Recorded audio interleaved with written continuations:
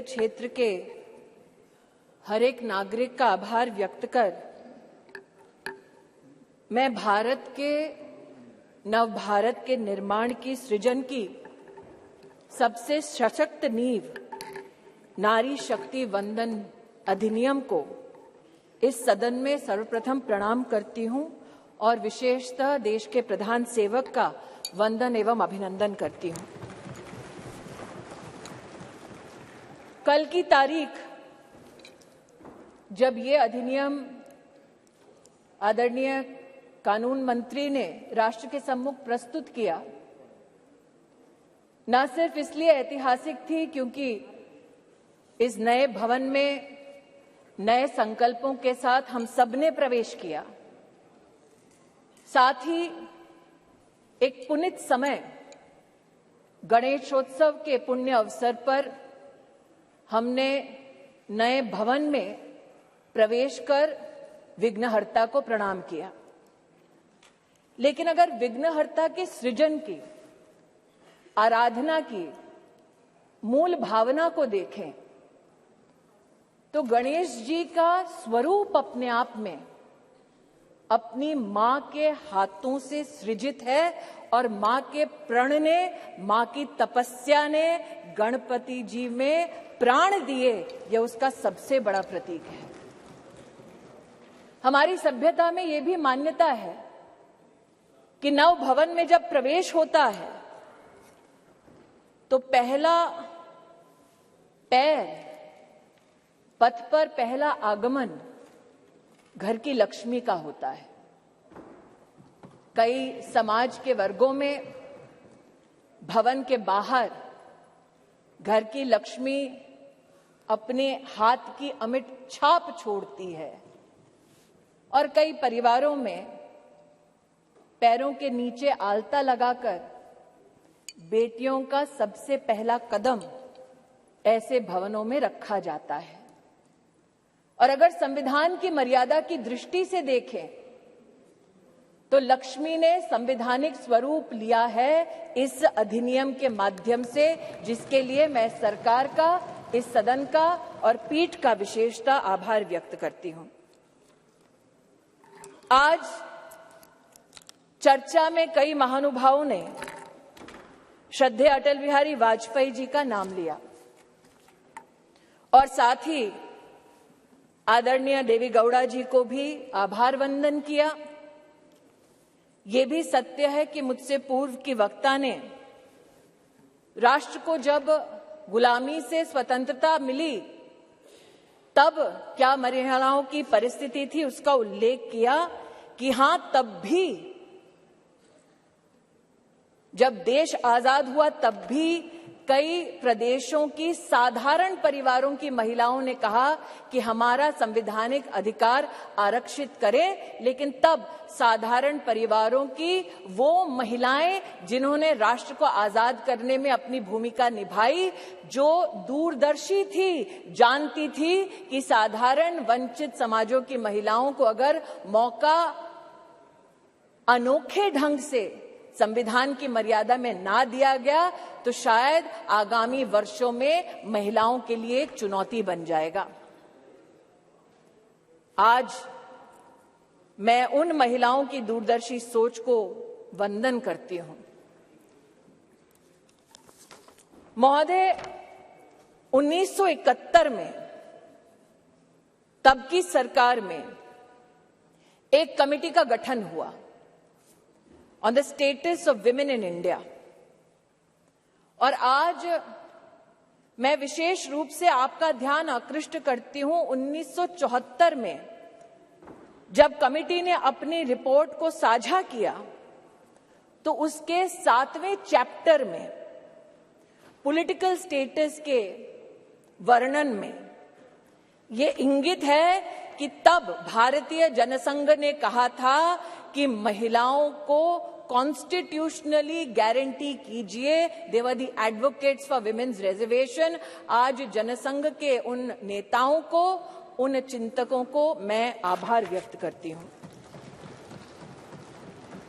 ये मेरा सौभाग्य है कि मैं भारतीय जनता पार्टी की एक साधारण कार्यकर्ता हूं जिसको मेरे संगठन ने असाधारण मौके दिए ताकि मैं संगठन के माध्यम से संविधान की मर्यादा में अपने राष्ट्र की, समाज की सेवा कर सकूं। ये भाजपा के कार्यकर्ताओं का गौरव है कि इस राष्ट्र में अपने संगठन में पहली बार महिलाओं को आरक्षण देने वाली राजनीतिक पार्टी भारतीय जनता पार्टी बनी। ये भी कहना सत्य होगा कि व्यवस्थाओं को किस दृष्टि से संगठन में सम्मिलित करना, इसके लिए साल 2007 में नेशनल एग्जीक्यूटिव की मीटिंग के अंतर्गत तब के हमारे राष्ट्रीय अध्यक्ष और अब के हमारी कैबिनेट के वरिष्ठ नेता श्री राजनाथ सिंह जी ने एक कमेटी का गठन किया। ये सौभाग्य है मेरा कि उस कमेटी में आज 2 सदस्य वर्तमान इस सदन में उपस्थित हैं। आज उस कमेटी जिसकी अध्यक्षता श्रद्धेय सुषमा स्वराज जी ने की, आज उस कमेटी की एक और सदस्य जिनका देहांत हो चुका है, किरण माहेश्वरी जी, और जो संगठन में आध्यात्म की दृष्टि से मेरे मार्गदर्शक रहे, ऐसे श्रद्धेय बाल आपटे जी हमारे बीच नहीं हैं। मैं उनके योगदान के लिए उनको नमन करती हूं।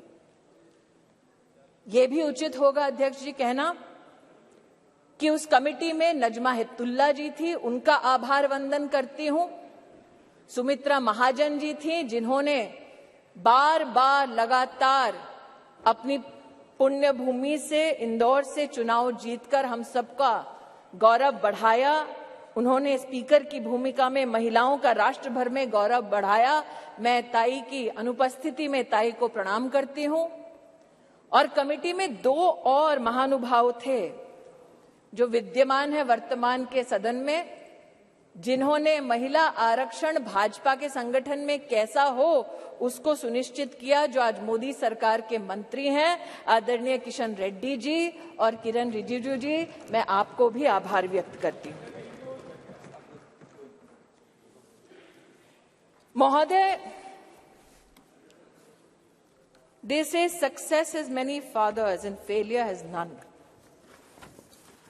और इसीलिए कल जब ये प्रस्ताव सदन में आया तो कुछ लोगों ने कहा हमारा बिल है, कुछ लोगों ने कहा हमने चिट्ठी लिखी, कुछ लोगों ने कहा कि ये पूरा का पूरा संवैधानिक निर्माण हमारा था। आज ऐसी एक सम्मानित नेत्री ने सदन में अपना वक्तव्य रखा, लेकिन उनका मैं एक विशेष रूप से आभार व्यक्त करती हूं कि 2 विषयों पर उन्होंने ऑन रिकॉर्ड स्पष्टीकरण दिया है। हमको बार बार बतलाया जाता कि एक विशेष परिवार ने 73rd, 74th amendment to the constitution पारित करवाया। आज मैं आभार वंदन करती हूं कि पहली बार स्पष्टता हुई इस सदन में उनके द्वारा कि ये पुण्य काम पीवी नरसिम्हा राव जी ने किया, जिनके मरणोपरांत उनके ही पार्टी के हेडक्वार्टर में उनको नमन करने का मौका नहीं दिया गया। दूसरा, ये कथन कि अभी क्यों नहीं और ये वक्त हमारा बिल है तो अभी करिए। तो महोदय, ये उस बिल की प्रति है जिनको वो हमारा कहते हैं। उसमें अगर आप दूसरे पृष्ठ पे 2B और 3B पढ़ें, और ये वो है जो कांग्रेस पार्टी कहती है यूपीए की सरकार में राज्यसभा में पारित हुआ और फिर लोकसभा में प्रस्तुत हुआ। अगर आप इस पृष्ठ पर ये दोनों छंद पढ़ें तो यूपीए, जिसकी अध्यक्षा श्रीमती सोनिया गांधी हैं, उन्होंने कहा है No seat shall be reserved for women belonging to scheduled castes, scheduled tribes in the third general elections.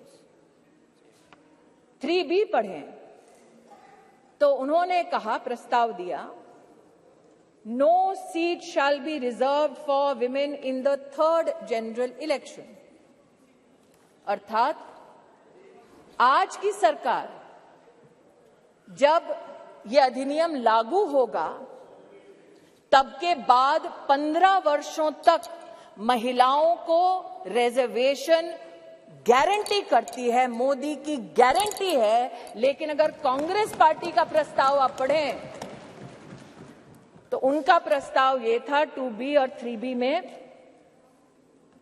कि no seat shall be reserved for women and SC/STs in the third general election. No seat shall be reserved for women in the third general election. Congress का प्रस्ताव था कि 10 साल औरतें मेहनत करें, लेकिन 15वें साल में आपका अधिकार आपसे छीना जाएगा। आज मैं अभिनंदन करती हूं प्रधानमंत्री जी का, हमारे न्याय मंत्री का, जिन्होंने कांग्रेस की इस अभिलाषा को निराश किया।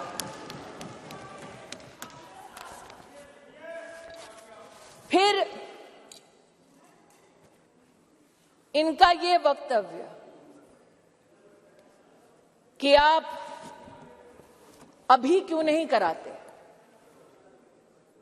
महोदय, हम जानते हैं कि संविधान को छिन्न भिन्न करना ये कांग्रेस की पुरानी आदत है, लेकिन आज अगर आप इसी गरिमामय संविधान के अनुच्छेद 82 को पढ़ें, 82, ये किताब नहीं है संविधान का मेरे हाथों में, तो आपके लिए किताब होगी, हमारे लिए पूजनीय है, संविधान है ये।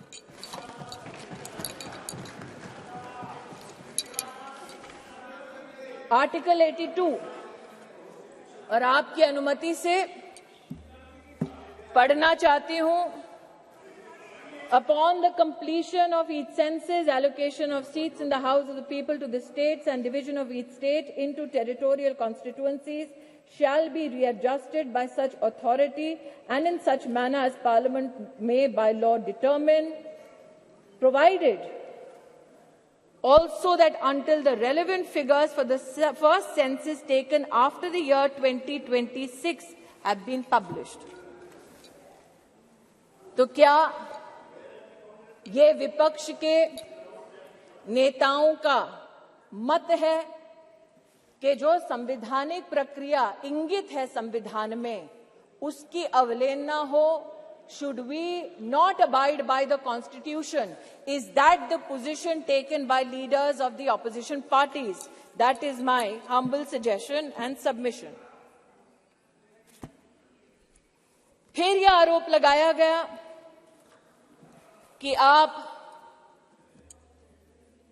ओबीसी और मुस्लिम रिजर्वेशन क्यों नहीं देते। मुझसे ज्यादा अनुभवी लोग जो वर्तमान में बिना माइक के और पीठ की परमिशन के दांत चबा चबा कर बोल रहे हैं, उनको शायद इस बात का आभास नहीं कि संविधान में धर्म के आधार पर आरक्षण वर्जित है। इसलिए मैं आज आपके माध्यम से महोदय आग्रह करना चाहती हूं कि ये भारत वो भारत है जहां पर आज लोगों के पास व्यवस्थाएं डिजिटली भी पहुंची हैं, और इसीलिए हमारे देश के नागरिक जिस प्रकार से विपक्ष भ्रमित करने का प्रयास कर रहा है, उस भ्रम में ना फंसे, इसलिए तथ्यों का रिकॉर्ड पर आना उचित है। जो आज इस सभागार में बिना पीठ की अनुमति के आते ही एक शब्द का उच्चारण कर रहे हैं। इनकी राजनीतिक पृष्ठभूमि देखी जाए तो महिला के साथ विधानसभा में क्या आचरण करने का इनका इतिहास है। ऐसे लोग आज महिला की मर्यादा पर टिप्पणी ना करें तो इस सदन की शोभा बढ़ेगी। जो जानना चाहते हैं साफ साफ क्या बोलना चाह रही हूं वो ये कि राष्ट्र सरकार के इस फैसले को स्वीकार करते हुए नारी शक्ति वंदन अधिनियम को समर्थन देती है। राष्ट्र की महिलाओं के संवैधानिक सशक्तिकरण में अगर विपक्ष रोड़ा ना बने तो हम कृतज्ञ होंगे। महोदय, आज जिन लोगों ने इसको जुमला कहा और कहा कि हम चिट्ठियां लिख रहे थे इसलिए काम हुआ, कम से कम उन्होंने इस बात को स्वीकार किया कि सरकार में प्रधान सेवक ऐसा कि इतने विराट दिल का कि आप उनके साथ पक्षपात करते रहे। जब आपके साथ सत्ता थी आप बार बार उनका अनादर अपमान करते रहे, लेकिन उन्होंने बड़ा दिल दिखाकर आपके हर कम्युनिकेशन को पढ़ा, आपसे चर्चा की। मैं स्तब्ध हूं कि आज जिन लोगों ने व्याख्यान किया महिला सशक्तिकरण का, वो ये भूल गए कि सत्ता उनके पास थी,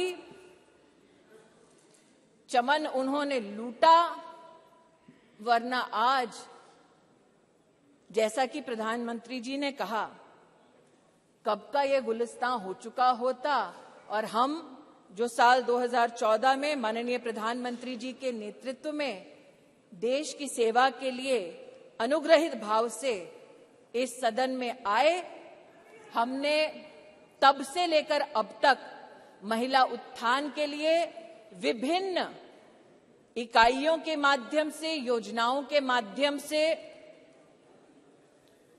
प्रयास किए।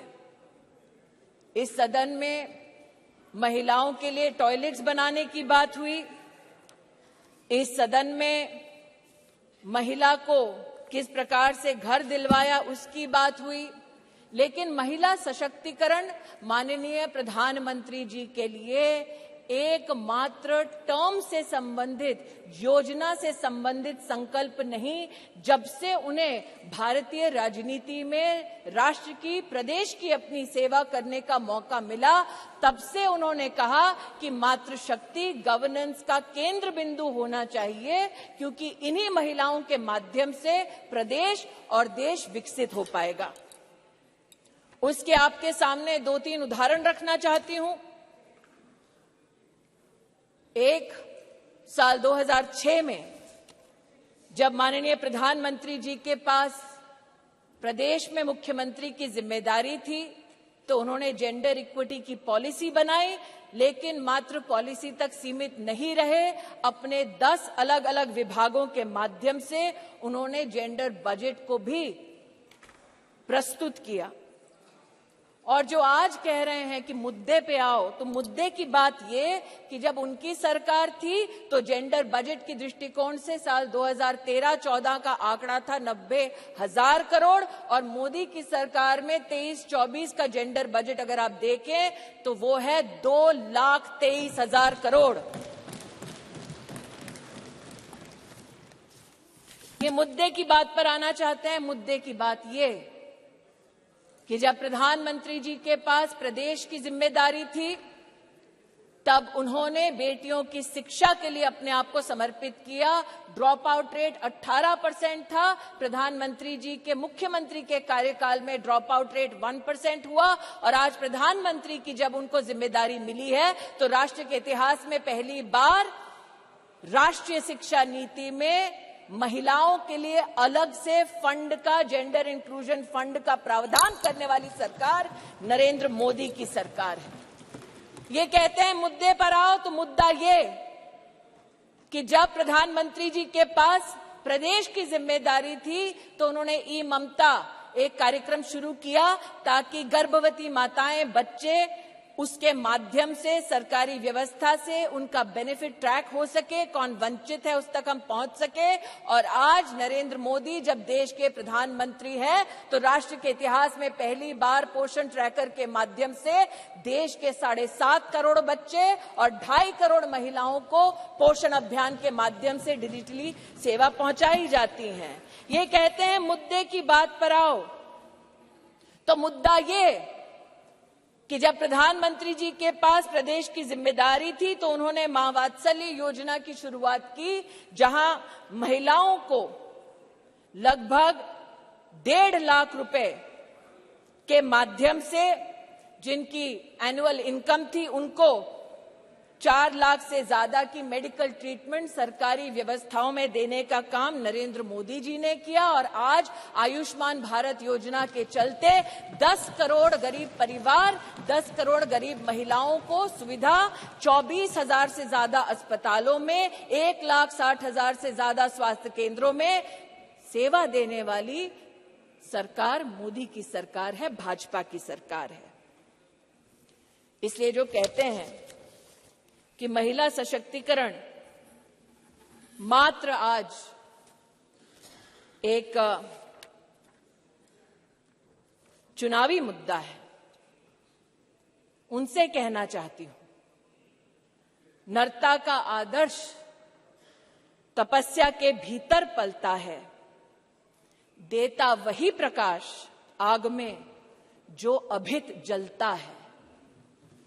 आपने नरेंद्र मोदी जी पर कई आक्षेप किए राष्ट्र के नवनिर्माण में, चाहे वो मेक इन इंडिया हो, चाहे वो धारा 370 को हटाने की बात हो, हर विषय पर, जीएसटी पर भी न सिर्फ व्यवधान किया बल्कि व्यवधान के बाद जब इस सदन ने उन कानूनों को पारित किया तो आप एक्सटर्नल ऑर्गेनाइजेशंस के माध्यम से कोर्ट में चुनौती देते गए, कोर्ट में भी हारे, पीपल्स कोर्ट में भी हारे। इस बार लोग कहते हैं कि 27 साल नहीं, अगर आप जनसंघ की पृष्ठभूमि देखें तो 1974 से हम प्रमाणित कर सकते हैं कि हमारी आइडियोलॉजी ने, हमारे ऑर्गेनाइजेशन ने बार बार कहा कि आप संवैधानिक ढांचे की मर्यादा में महिला का आरक्षण गारंटी करें। मोदी आज इस अधिनियम के माध्यम से महिलाओं को जो वंचित है वो अधिकार गारंटी कर रही हैं। और इसीलिए पूरे सदन से विनम्र आग्रह है कि एक साइंटिफिक पद्धति से संविधान का संरक्षण करते हुए जो प्रस्ताव सरकार लेकर आई है, वाकई में अगर आपकी रुचि महिला को पॉलिटिकली सशक्त करने की है तो आप इस अधिनियम का समर्थन करें। अंत में कुछ लोगों ने अपने वक्तव्यों में यह भी कहा कि आप रैंकिंग देख लीजिए। मैं उस पर एक स्पष्टीकरण देना चाहती हूं महोदय। अंतर्राष्ट्रीय रैंकिंग में वो महिला जो भारत की पंचायतों से जीत कर आती है, उस महिला का न सम्मान होता है न उसकी गणना होती है। अंतर्राष्ट्रीय रैंकिंग्स में वो महिला जो विधानसभा या विधान परिषद में चुनकर आती है, उस महिला की भी गणना नहीं होती, उसकी भी गिनती नहीं होती। अंतर्राष्ट्रीय रैंकिंग में जो महिला लोकसभा में, राज्यसभा में चुनकर आती है, उसकी भी गणना नहीं करते। वर्षों वर्ष से चला आ रहा था सिलसिला।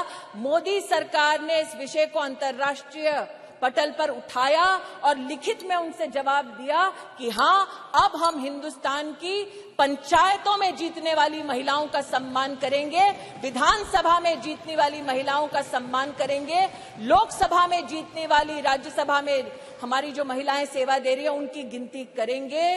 We have made women count and it is time for you to step up in the opposition. and not mere reduce your words to paper, to speech, but speak with action and support Nari Shakti Vandan Adhiniyam. Dhanyavad. Thank you. Shri A.M. Arif ji. Arif ji. No, he's not there. Arif. A.M. Arif. Yeah. Sir, thank you, Speaker, sir. Arif ji. She's not the concerned minister.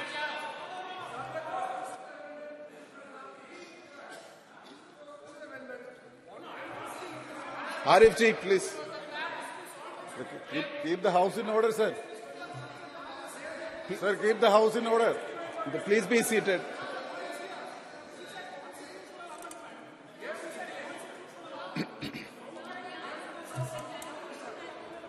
Yeah, Honorable Minister. Since the She's clarification clarifying. has been sought, Please sit and down, as she's my clarifying. senior colleague has again brought to the notice of the Honourable Senior Member, what I speak, sir, is on record, available for you to verify. What is indeed saddening is that you didn't know the facts to begin with. No. Arif. Arif ji.